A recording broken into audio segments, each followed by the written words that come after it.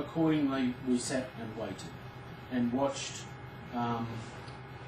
some weird things take place that night, and things I'd never seen beforehand. Anyway, I was very sceptical, but finally my friend said, come on, we'll go, so we'll go get him and come back. So this is what happened. We started going down the front, stepping over bodies that were on the floor, that some were crying, some were laughing, and there was all this weird behaviour taking place.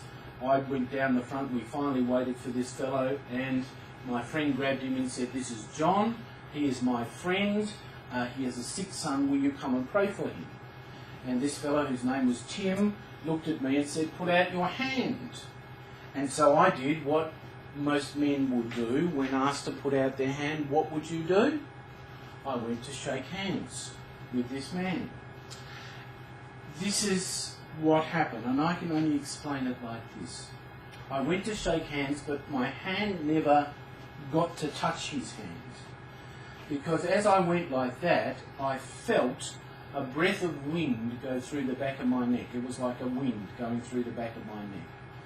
At the same time, my knees started to just disappear from underneath me, and suddenly I was on the ground.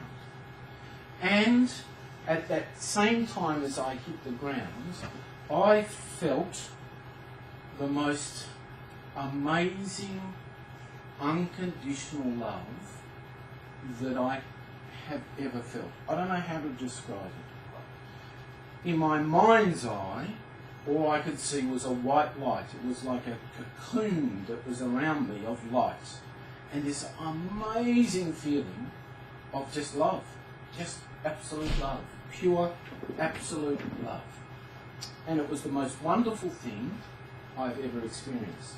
Now, I knew I wasn't hypnotised because I used to do that to other people. I understand the power of hypnotherapy. I knew that I was there. I could see and sense and feel things I'd never seen or saw before. And I was later told I was actually on the ground for about 40 minutes. And I had no idea of time because it was such a beautiful place. I finally got up, and it was like I'd been in a massage with Faye for 5 days, as she'd been working on my shoulders and back. That's what she does. Nothing else. Yes. Not been in a massage with Faye, but Faye had been massaging me. Because I had no control of my body. It was like I was like Goofy. I finally made my way back, and my son had watched what happened. He'd been prayed for, nothing had happened, and I had to get people to help me out to the car. As we were going home, on the way home, suddenly, when I got to St Kilda Junction, I started getting in my ear I can only say it, a message. And I started getting words coming into my audible ear that said, trust in me, I'll show you the way.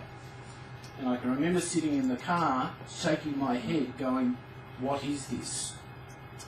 But the words kept coming, trust in me, I'll show you the way. I finally turned to my wife, who was with me at the time, and said, I'm getting a message. She looked at me, and I think that was the final straw that convinced her that I had gone over the top, and I'd gone actually nuts. Humorously, she said to me, oh yes, what's the message? And I said, trust in me, I'll show you the way. And she said, well, what does that mean? I said, I have no idea.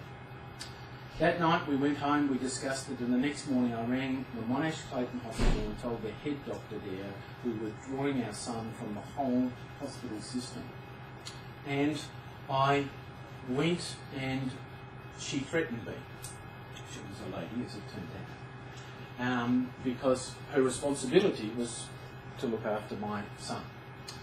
One of the good things about being a business person was that I had some contacts, one of which was Peter Bill, who was the Chief Commissioner of Police at that particular time in the state government. So, needless to say, I never heard from that person, that doctor again.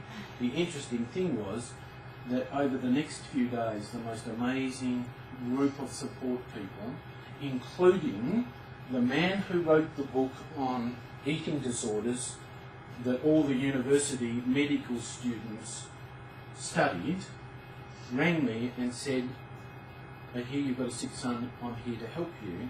And I said, who are you and how did you find out?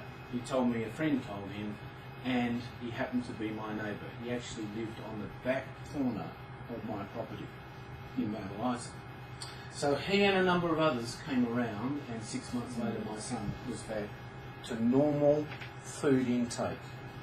Wasn't completely healed, but normal food intake, and started this miraculous journey. So I experienced this physical thing with God that started to change my life completely around, because I knew God was real, and that set me on the path of learning the things that we've been sharing today, in by way of how all this has been put together for our benefit, and how kingdom principles work in our business.